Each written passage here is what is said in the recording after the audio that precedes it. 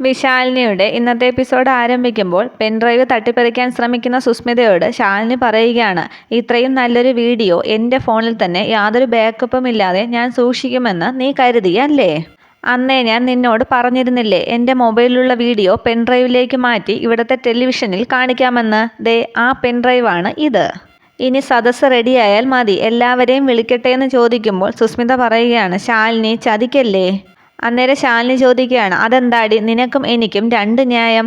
ഞാൻ civil service പരീക്ഷയിൽ കടന്നു കൂടിയില്ലെങ്കിൽ നിനക്കതങ്ങോട്ട് ആഘോഷിക്കാം. ആൾക്കാരെ വിളിച്ചുകൂട്ടി എൻ്റെ തൊലി ഉരിക്കാം. എൻ്റെ ശാരികേച്ചിയുടെ താലി അറുക്കാൻ വേണ്ടി നിനക്ക് എന്തും ചെയ്യാം. പക്ഷേ നിന്റെ വീഴ്ച മാത്രം ആരും അറിയാൻ പാടില്ല. നീ ഇത്രയുമൊക്കെ സ്ഥിതിക്ക് ഇനി നിന്നെ ഞാൻ വിടില്ല. ശാലിനി ക്ഷമിക്കണം, തെറ്റു പറ്റിപ്പോയി എന്ന് പറഞ്ഞ് ശാലിനിയുടെ കാലിൽ വീണിട്ട് സുസ്മിത പറയുകയാണ്, തെറ്റു പറ്റിപ്പോയി മാം, ഇനി ഞാൻ ആരോടുമൊന്നും പറയില്ല. പറഞ്ഞതെല്ലാം ഞാൻ തിരിച്ചെടുക്കുന്നു, പ്ലീസ് പ്ലീസ് എന്നും പറഞ്ഞ് ശാലിനിയുടെ കാല് പിടിച്ച് കരയുകയാണ് സുസ്മിത. അതിനുശേഷം എഴുന്നേൽക്കാൻ പറയുകയാണ് സുസ്മിതയോട്. അന്നേരം എഴുന്നേറ്റ ശേഷവും സുസ്മിത ശാലിനിയുടെ കയ്യിൽ നിന്നും പെൻഡ്രൈവ് തട്ടിപ്പറിക്കാൻ ശ്രമിക്കുന്നുണ്ട്. അന്നേരം ശാലിനി പറയുകയാണ്, ഈ പെൻഡ്രൈവിൽ മാത്രമല്ല എനിക്ക് വേണ്ടപ്പെട്ടവരുടെ എല്ലാവരുടെയും ഫോണിലേക്ക് ഞാനിത് അയച്ചു കൊടുത്തിട്ടുണ്ട്. കൂടാതെ എൻ്റെ ഇമെയിലിൽ ഞാൻ അറ്റാച്ച് ചെയ്തിട്ടുമുണ്ട്. ഏത് സിസ്റ്റത്തിൽ നിന്നും 2 മിനിറ്റ് കൊണ്ട് അതെനിക്ക് റിക്കവർ ചെയ്യാം. ഇനി ഞാൻ വീഡിയോ അയച്ചു കൊടുത്തവരുടെയൊക്കെ ഫോൺ കണ്ടുപിടിച്ച് അത് തല്ലി പൊട്ടിക്കാനോ എൻ്റെ ഇമെയിലിൻ്റെ പാസ്വേഡ് കണ്ടുപിടിക്കാനോ ഒന്നും നീ ശ്രമിക്കണമെന്നില്ല. നീ തോറ്റു പോവത്തേ ഉള്ളൂ എന്ന് ശാലിനി പറയുമ്പോൾ സുസ്മിത പറയുകയാണ്, ഇല്ല മാം, ഇനി ഞാൻ ഒരു തെറ്റും ചെയ്യത്തില്ല.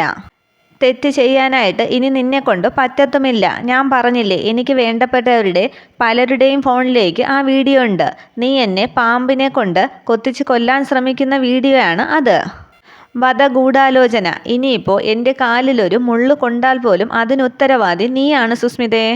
നിന്റെ അച്ഛൻ്റെ UK കസേരക്കടിയിലേക്ക് നീ പറന്നാലും നിന്നെ അവിടെ വന്ന് പോലീസ് പൊക്കും. സിവിൽ സർവീസിൻ്റെ മെയിൻ എക്സാം വരെ എത്തിയ എനിക്ക് അത്രയ്ക്ക് ബുദ്ധിയില്ലാന്ന് വിചാരിച്ച നീ ഒരു മരമണ്ടി തന്നെയാണ്. ഒന്നും മിണ്ടാതെ നിൽക്കുന്ന സുസ്മിതയോട് വീണ്ടും ശാലിനി ചോദിക്കുകയാണ്, hello, say yes or no. ഒന്ന് ആലോചിച്ചിട്ട് എസ് എന്ന് പറയുകയാണ് സുസ്മിത. ഈ ബുദ്ധി എനിക്കുള്ളത് കൊണ്ടാണ് ഞാൻ നിന്റെ ഉടയോളും നീ എൻ്റെ അടിമയും ആയത്, മനസ്സിലായോ?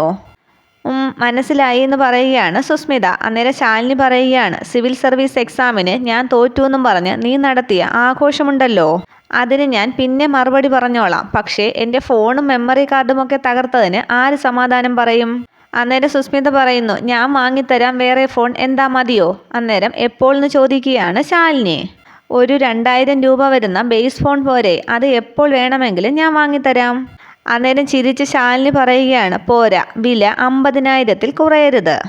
അന്നേരം ഒന്ന് അമ്പരന്ന് 50,000 എന്ന് ചോദിക്കുകയാണ് സുസ്മിത. അത് തിരുത്തി ശാലിനി പറയുകയാണ്, 50,000 അല്ല, 50,000. 50,000 എല്ലാ ഫെസിലിറ്റികളും ഉള്ള ഫോൺ. എന്നെയും എൻ്റെ അമ്മയെയും പിന്നെ നമ്മുടെ കൂനാച്ചിപ്പുരയും കുടുംബശ്രീ ഹോട്ടലും അടക്കം എല്ലാം വിലക്കെടുക്കാനുള്ള പൈസ നിൻ്റെ അച്ഛൻ്റെ കയ്യിലുണ്ടെന്നല്ലേ പറഞ്ഞത്? അതിനുള്ള ശിക്ഷയാണിത്. പറയ്, എപ്പോൾ കിട്ടും ഫോൺ എന്ന് ചോദിക്കുകയാണ് ശാലിനി. അന്നേരം 2 ആഴ്ചയെന്ന് പറയുകയാണ് സുസ്മിത. ശാലിനി പറയുകയാണ്, 24 മണിക്കൂർ അതിനുള്ളിൽ ഫോൺ എൻ്റെ കയ്യിൽ കിട്ടിയിരിക്കണം. അല്ലെങ്കിൽ വീഡിയോ എത്തേണ്ടവർക്ക് എത്തിയിരിക്കും. വേണ്ട ശാലിനി, ഞാൻ വാങ്ങിച്ചു തരാമെന്ന് സമ്മതിക്കുകയാണ് സുസ്മിത. തുടർന്ന് പോകാൻ തുടങ്ങുന്ന സുസ്മിതയെ പിടിച്ചു നിർത്തി വീണ്ടും ശാലിനി ചോദിക്കുകയാണ്, കുറച്ചു നേരമായിട്ട് ജോലിയൊന്നും ചെയ്യുന്നത് കാണുന്നില്ലല്ലോ. ഓ, വീഡിയോ ഇല്ലെങ്കിൽ പിന്നെന്തിനാ ജോലി, അങ്ങനെ വിചാരിച്ചു കാണും അല്ലേ? അങ്ങനെയൊന്നും ഇല്ലാന്ന് പറയുകയാണ് സുസ്മിത. ശാലിനി പറയുകയാണ്, എങ്കിലേ പെട്ടെന്ന് പോയി അടുത്ത ജോലി ചെയ്യാൻ നോക്ക്. ഇനി എന്താ വേണ്ടത്, ചായയോ അതോ മാംഗോ ജ്യൂസോ? അന്നേരം ശാലിനി പറയുകയാണ്, ഇത് രണ്ടും വേണ്ട, ഇപ്പോൾ നീ പോയി ബാത്റൂം വൃത്തിയാക്കണം. ബാത്റൂമോ? ഏതു ബാത്റൂം എന്ന് ചോദിക്കുകയാണ് സുസ്മിത. അന്നേരം ശാലിനി പറയുകയാണ്, ഞങ്ങളുടെ റൂമിലെ ബാത്റൂം. അത് പിന്നെ ശാലിനി എന്നും പറഞ്ഞ് സുസ്മിത പറയാൻ തുടങ്ങുമ്പോൾ ശാലിനി പറയുകയാണ്, ശാലിനിയല്ല, ശാലിനി മാം, ഇന്ന് നീ കാണിച്ച അതിക്രമങ്ങൾക്ക് എല്ലാം കൂടിയുള്ള ശിക്ഷയാണ് ഇത്. ആലോചിച്ച് സുസ്മിത നിൽക്കുമ്പോൾ വിരൽ ഞൊടിച്ച് ശാലിനി പറയുകയാണ്, പോയി ചെയ്യ്, അല്ലെങ്കിൽ ഞാൻ സത്യാമ്മയെ വിളിക്കണോ? വേണ്ടാന്ന് പറയുകയാണ് ശാലിനി, അല്ല സുസ്മിത. തുടർന്ന് കാണിക്കുന്നത് കുടുംബശ്രീ വീട്ടിൽ റൂം അടച്ചിരിക്കുകയാണ് ശാരദാമ്മ. അന്നേരം അവിടേക്ക് വന്ന് കതകിൽ തട്ടി ശാന്തയും ശ്യാമയും ഒക്കെ ഉറക്കെ വിളിക്കുകയാണ്, അമ്മേ, ശാരദാമ്മേ, കതക് തുറക്ക് എന്നൊക്കെ. ആകെ ദേഷ്യപ്പെട്ട് ജന്നൽ തുറന്നിട്ട് ശാരദാമ്മ ചോദിക്കുകയാണ്, എന്നെ ഊട്ടി ഉറക്കാനാണെങ്കിൽ അത് വേണ്ട, പച്ചവെള്ളം ഞാൻ കുടിക്കില്ല. അതിനൊന്നും അല്ല ശാരദാമ്മേ, ശാരിക മോളെ കാണാനില്ലെന്ന് ശാന്ത പറയുന്നു. കാണാനില്ലേ എന്ന് പറഞ്ഞു പെട്ടെന്ന് വാതിൽ തുറക്കുകയാണ് ശാരദാമ്മ. എന്താ നിങ്ങളീ പറയുന്നതെന്ന് ശാരദാമ്മ ചോദിക്കുമ്പോൾ ശ്യാമ പറയുകയായിരുന്നു, അമ്മ അകത്തേക്ക് പോകുമ്പോൾ പടിക്കൽ നിൽക്കുകയായിരുന്നു ശാരികേച്ചി. അകത്തേക്ക് ഞാൻ എത്ര വിളിച്ചിട്ടും കൂട്ടാക്കിയില്ല. ദേ ഇപ്പം വന്ന് നോക്കുമ്പോൾ കാണാനുമില്ല. അയ്യോ അവള് എന്ന് ശാരദാമ്മ വയ്ക്കുമ്പോൾ ശാന്ത പറയുകയാണ്, അത്രയും ആൾക്കാരുടെ മുമ്പിൽ വെച്ച് ശാരദാമ്മ ഒരുപാട് വഴക്ക് പറഞ്ഞു അവളെ. മോളുടെ മനസ്സിന് ഒരുപാട് മുറിവ് തട്ടിക്കാണും. അന്നേരം എൻ്റെ ദേവി ചതിക്കല്ലേ നീ എന്ന് പറഞ്ഞിട്ട് ശാന്തയും കൂട്ടി പോവുകയാണ് ശാരദാമ്മ. വാ നോക്കാമെന്നും പറഞ്ഞ്. തുടർന്ന് കാണിക്കുന്നത് വിജയലക്ഷ്മിക്ക് മരുന്ന് കൊണ്ട് കൊടുത്തിട്ട് അമ്മാവൻ പറയുകയാണ്, നീ സമയത്ത് മരുന്ന് കഴിക്കാത്തത് കൊണ്ടാണ് ഇടയ്ക്കിടയ്ക്ക് നിനക്കിങ്ങനെ നെഞ്ചുവേദനയൊക്കെ വരുന്നത്. അന്നേരം വിജയലക്ഷ്മി പറയുകയാണ്, അതിന് ആർക്ക് നെഞ്ചുവേദന? അതേസമയം റൂമിൽ നിന്നും പുറത്തേക്ക് വരുന്ന രാജീവ് ഇത് കേൾക്കുകയാണ്. അപ്പോൾ നീ കാണിച്ചതൊക്കെയെന്ന് അമ്മാവൻ ചോദിക്കുമ്പോൾ വിജയലക്ഷ്മി പറയുകയാണ്, അതൊക്കെ എൻ്റെ അഭിനയമായിരുന്നില്ലേ കൃഷ്ണൻകുട്ടി ചേട്ടാ? അമ്പടി ഭയങ്കരി, നീ എന്നെയും കൂടി പേടിപ്പിച്ചു കളഞ്ഞല്ലോ എന്ന് അമ്മാവൻ ചോദിക്കുമ്പോൾ വിജയലക്ഷ്മി പറയുകയാണ്, ഞാൻ അങ്ങനെ കാണിച്ചില്ലായിരുന്നെങ്കിൽ അവൻ പിന്നെയും ആ മൂശാട്ടെ ഇങ്ങോട്ട് വിളിച്ചുകൊണ്ട് വരുമായിരുന്നില്ലേ? 10 പൈസയ്ക്കോ ഉപകാരവുമില്ല. അന്നേരം ചിരിച്ച അമ്മാവൻ പറയുകയാണ്, അപ്പോൾ ഞാൻ പഠിപ്പിച്ച് തന്നതുകൊണ്ടൊക്കെ നിനക്ക് ഉപയോഗമുണ്ട്. അന്നേരം ചിരിച്ച് വിജയലക്ഷ്മി പറയുകയാണ്, നമുക്കെന്ന് പറയൂ ചേട്ടാ. അതേസമയം ഇതെല്ലാം കേട്ട രാജീവ് പുറത്തേക്ക് വരാതെ അകത്തേക്ക് തന്നെ പോവുകയാണ്. വിജയലക്ഷ്മി പറയുകയാണ്, കൃഷ്ണൻകുട്ടി ചേട്ടാ, ഈ അമ്മമാരുടെ ഹൃദയമാണ് മക്കൾക്ക് എതിരെ, അവരുടെ കാമുകന്മാർക്കും ഭാര്യമാർക്കും ഒക്കെ എതിരെയുള്ള ആയുധം. വേണ്ട സമയത്തത് വേണ്ട പോലെ ഉപയോഗിക്കാൻ അറിയാമെങ്കിൽ മക്കൾ പിടിവിട്ട് എങ്ങോട്ടത്തേക്കും പോകില്ല. ഒന്ന് പതുക്കെ പറയടി, അവനെങ്ങാനും കേൾക്കുമെന്ന് അമ്മാവൻ പറയുമ്പോൾ വിജയലക്ഷ്മി പറയുകയാണ്, അവൻ ഏതെങ്കിലും പുസ്തകത്തിലെ തല കുനിച്ച് പിടിച്ച് ഇരിക്കുകയായിരിക്കും. നിന്റെ ഒരു കാര്യം എന്നൊക്കെ പറഞ്ഞ് ചിരിക്കുകയാണ് രണ്ടുപേരും. അതേസമയം റൂമിലെത്തിയ രാജീവ് സങ്കടപ്പെട്ടങ്ങനെ ഇരിക്കുകയാണ്. അതേസമയം രാജീവിനെ വിളിച്ച് ശ്യാമ പറയുകയാണ്, സാർ ഞാൻ ശ്യാമയാണ്, ശാരദാമ്മയുടെ ഇളയ മകള്. എന്താ ശ്യാമയെന്ന് ചോദിക്കുമ്പോൾ ശ്യാമ പറയുകയാണ്, അമ്മ വല്യേച്ചിയെ വീട്ടിലേക്ക് കൂട്ടിക്കൊണ്ടു വന്നതാണ്, പക്ഷെ ഇപ്പോൾ കാണാനില്ല. അത് കേട്ട് ഞെട്ടി നിൽക്കുകയാണ് രാജീവ്. ശ്യാമ പറയുകയാണ്, അമ്മ എല്ലാവരുടെയും മുമ്പിൽ വെച്ച് വല്യേച്ചി ഒരുപാട് വഴക്ക് പറഞ്ഞു. വീട്ടിലേക്ക് കയറാൻ കൂട്ടാക്കിയുമില്ല ചേച്ചി. ദേ ഇപ്പോൾ നോക്കുമ്പോൾ കാണാനുമില്ല. ഫോണൊക്കെ ഇവിടെ വെച്ച് എന്തോ തീരുമാനിച്ചുറപ്പിച്ചതുപോലെയാണ് പോയിരിക്കുന്നത്. എല്ലാവരുടെയും മുന്നിൽ നാണം കെട്ട വല്യേച്ചി ഇനി എന്തെങ്കിലും കടുങ്കൈ ചെയ്യുമോന്നാണ് എൻ്റെ പേടി. ആകെ സങ്കടപ്പെട്ട് എന്ത് ചെയ്യണമെന്നറിയാതെ രാജീവ് പറയുകയാണ്, ശ്യാമ ഫോൺ വെച്ചോ, ഞാൻ ദാ എത്തി. അതേസമയം അമ്മയും അമ്മാവനും ചേർന്ന് അങ്ങനെ ചിരിക്കുകയാണ്. എനിക്കിത് ആരോടെങ്കിലും പറഞ്ഞ് ചിരിക്കാതിരിക്കാനേ വയ്യ എന്ന് വിജയലക്ഷ്മി പറയുമ്പോൾ ജനലിന് പുറത്ത് നിന്ന് രാജീവ് ചോദിക്കുകയാണ്, ചിരിക്കാൻ ഞാൻ കൂടി കൂടട്ടെ? രാജീവ് കേട്ടു എന്ന് ഉറപ്പിച്ച് അപ്പോൾ രാജീവ് എന്ന് വിജയലക്ഷ്മി പറയുമ്പോൾ രാജീവ് പറയുകയാണ്, അമ്മ പറഞ്ഞതെല്ലാം ഞാൻ കേട്ടു അമ്മേ. അന്നേരം വിജയലക്ഷ്മി പറയുകയാണ്, ശരിക്കും അപ്പോൾ എനിക്ക് നെഞ്ചുവേദന വന്നടാ. ഞാൻ പക്ഷേ ഒരു തമാശയ്ക്കിങ്ങനെ പറഞ്ഞെന്നേ ഉള്ളൂ. മറ്റുള്ളവരുടെ ജീവിതം വെച്ചിട്ടാണോ അമ്മയുടെ തമാശ? ശാരദാമ്മയുടെ വീട്ടിൽ നിന്നും മനസ്സ് നൊന്ത് ഒരു പെൺകുട്ടി ഇറങ്ങിപ്പോയിട്ടുണ്ട്. ജീവിതത്തിലെ സകല പ്രതീക്ഷകളും നശിച്ചാണ് അവൾ ഇറങ്ങി പോയിരിക്കുന്നത്. കുളത്തിലേക്കോ കായലിലേക്കോ കടലിലേക്കോ എവിടേക്കാണെന്ന് പോലും അറിയത്തില്ല. ഒന്നു മാത്രം ഞാൻ പറയാം, അവൾക്ക് എന്തെങ്കിലും സംഭവിച്ചാൽ വീഴുന്നത് ഒരു ശവമായിരിക്കില്ല, 2 ശവങ്ങളായിരിക്കും. ഒന്ന് ഈ ഞാനായിരിക്കും. അമ്മയുടെ കൺമുന്നിൽ പിടഞ്ഞ് ഞാൻ ചാവും. പണത്തിനും സ്വർണത്തിനും വേണ്ടി ആർത്തി പൂണ്ട ആ മനസ്സിന് അങ്ങനെയെങ്കിലും ഒന്ന് ശാന്തമാകട്ടെ. അന്നേരം ആകെ പരിഭ്രമിച്ച് അയ്യോ മോനെ ഞാൻ എന്നൊക്കെ വിജയലക്ഷ്മി പറയുന്നുണ്ടെങ്കിലും അത് തടുത്ത് രാജീവ് പറയുകയാണ്, ഇനി ആര് എന്തൊക്കെ അഭിനയിച്ചാലും ഞാൻ അങ്ങോട്ടത്തേക്ക് പോവുകയാണ്.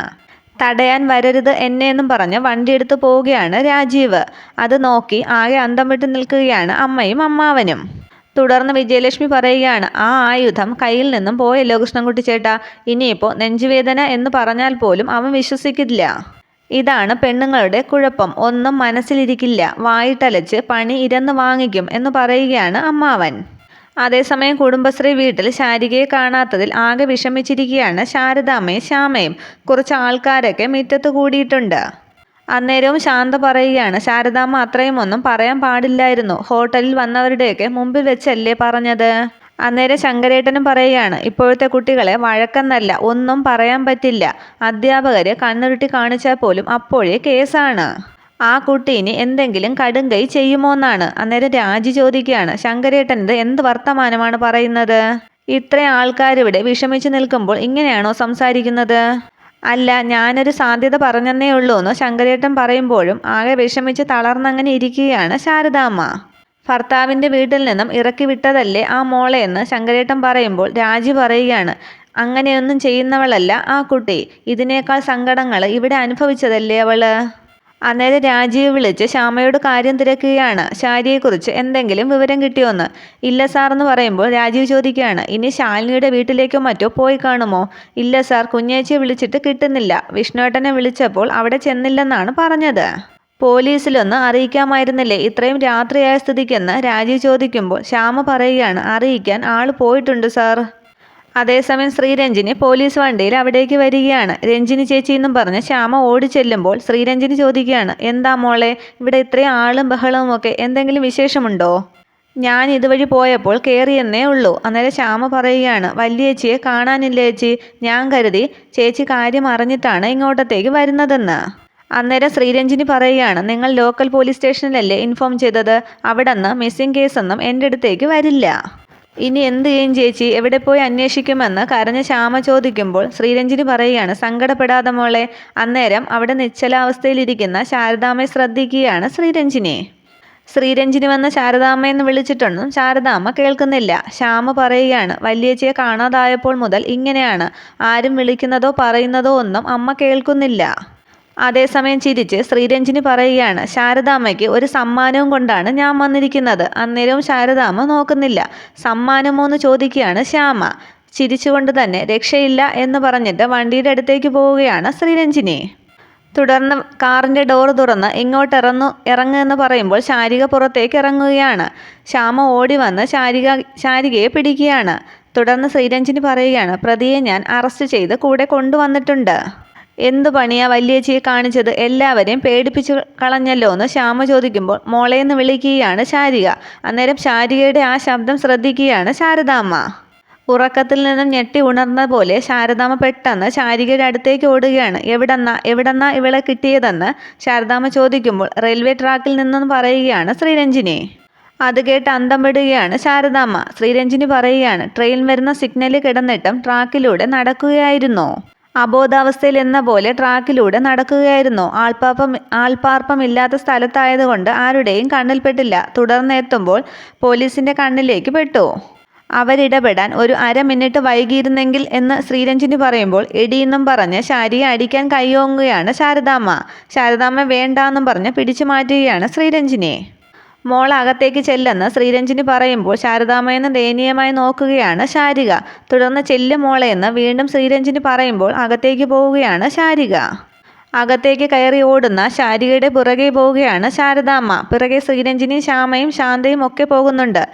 ശാരികയെ പിടിച്ചു നിർത്തി ദേഷ്യത്തോടെ തന്നെ ശാരദാമ്മ ചോദിക്കുകയാണ്, എടി എന്തായിരുന്നു നിന്റെ ഉദ്ദേശം? അത് അമ്മയെന്നൊക്കെ പറഞ്ഞ് കരയുകയാണ് ശാരിക.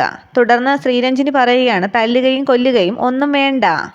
കുടുംബത്തിനുള്ളിലെ പ്രശ്നങ്ങൾ ഒരുമിച്ചിരുന്ന് പറഞ്ഞു തീർക്കുകയാണ് വേണ്ടത്. അത് മറ്റുള്ളവർക്ക് പറഞ്ഞു ചിരിക്കാൻ ഒരു ചർച്ചയാകരുത്. കുടുംബത്തിനുള്ളിൽ ആശയവിനിമയം കുറയുമ്പോഴാണ് മക്കൾ റെയിൽവേ ട്രാക്കിലേക്കും കായലിലേക്കും ഒക്കെ ഇറങ്ങി പോകുന്നത്. ശ്രീരഞ്ജിനി അങ്ങനെ പറഞ്ഞു നിർത്തുമ്പോഴേക്കും അവിടേക്ക് വരികയാണ് രാജീവിനെ കണ്ട് തലകുനിച്ച് നിൽക്കുന്നു ശാരിക. ഇത്രയുമാകുമ്പോഴേക്കും നാളത്തെ പുതിയ എപ്പിസോഡ് അവസാനിക്കുന്നു. വീഡിയോ ഇഷ്ടമായാൽ ലൈക്ക് ചെയ്യുക, കമൻറ്റ് ചെയ്യുക. Okay, thank you.